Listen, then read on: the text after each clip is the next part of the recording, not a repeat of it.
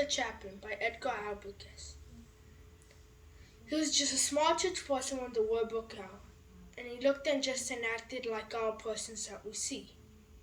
He wore the cleric's broadcloth, and he hooked his vest behind, but he had a man's religion, and he had a strong man's mind. And he heard the call to duty, and he quit his church and went, and he bravely tramped right with them everywhere the boys were sent. He put aside his broadcloth, and he put the khaki on, said he'd come to be a soldier and was going to live like one. Then he refereed the prize fights that the boys pulled off at night, and if no one else was handy, he put on the gloves and fight.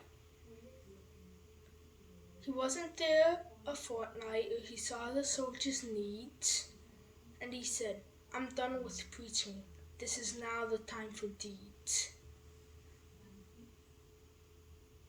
He learned the sound of shrapnel, and he could tell the size of shell. From the shriek it made above him, he knew just where it fell. In the frontline trench he labored, and he knew the feel of mud. He didn't run from danger, and he wasn't scared of blood. He wrote letters for the wounded, and he cheered them with his jokes.